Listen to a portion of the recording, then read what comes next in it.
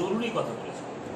প্রথম কথাটা হলো যে নাটকে দর্শক তখনই হয় যখন নাটকটা ভালো, ভেরি ইম্পর্টেন্ট। যার জন্য শম্ভু মিত্রের নাটক, উৎপল দত্তের নাটক, অজিতেশের নাটক কিন্তু কখনো ফেল, সাধারণত ফেল করে। এক, দ্বিতীয় কথা, আমি তো মফস্বলে নাটক করতাম, বিহারে করেছি, ঝাড়খণ্ডে করেছি।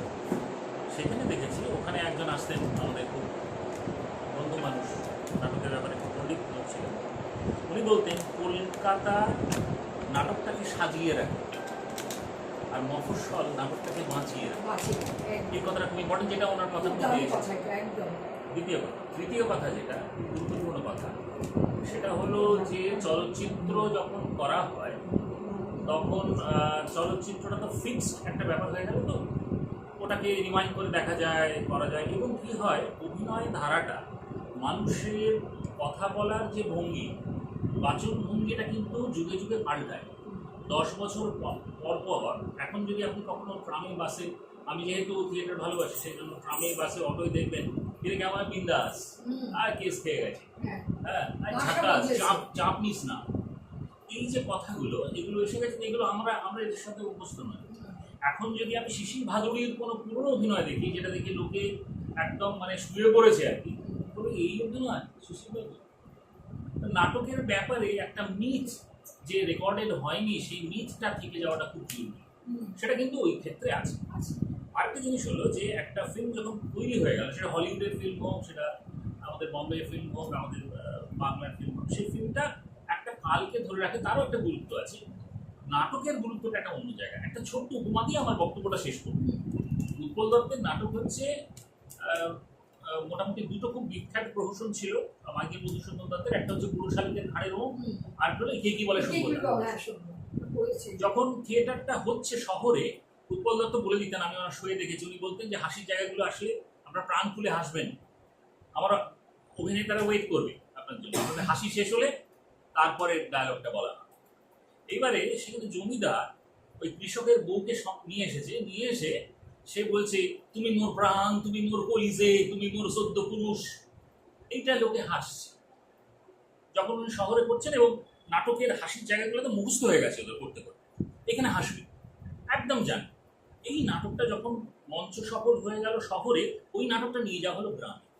গ্রামে প্রথম জায়গাটা বললো হাসনো, একটা ধাক্কা খেলো, কি হয়, একটা অভ্যস্ত হয়ে যায় নাটকটা করতে করতে, হাসির জায়গাটা হাসলো না। তারপর একটা উপলব্ধ এদিকে তাকাতাকি করছে, এগুলো রে হাসলো না যে, বলে বুঝতে পারছে না নাটকটা। দ্বিতীয় জায়গাটাও গেল ওইরকম। তারপরে দেখছি আস্তে আস্তে লোকগুলো রেগে যাচ্ছে, ওরা ওদের জমিদারটাকে দেখতে পাচ্ছে, তো ওদের জমিদারটাকে দেখতে পাচ্ছে, এবং ওর বউকে কিভাবে জমিদার নিয়ে গেছিল সেটাও ও তো আইডেন্টিফাইড হয়ে যাচ্ছে ওর সাথে। ওর কাছে ওটা হাসির ব্যাপার নয়, ওটা ওর জীবনের ব্যাপার হয়ে গেছে, যন্ত্রণার জায়গা ওটা।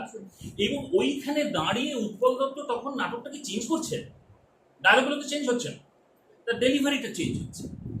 তখন ওই ব্রেকটিও থিওরিতে সেই এলিনেশন এনে, ডিস্টেন্সিয়েশন এনে উনি কিন্তু তখন কিন্তু সেটাকে দেখো যে ওই লোকটা বাজে, ওই লোকটা বাজে। দেখো উৎপল দত্তের যে কোনো, আপনি যদি অমনুষ্ঠ যদি আপনি যে ধর্ষণ টর্ষণের যে সিনগুলো দেখবেন, বেশিরভাগ জায়গাটা দেখবেন, অন্যান্য ফিল্মে দেখবেন ওটাকে গ্লোরিফাই করা।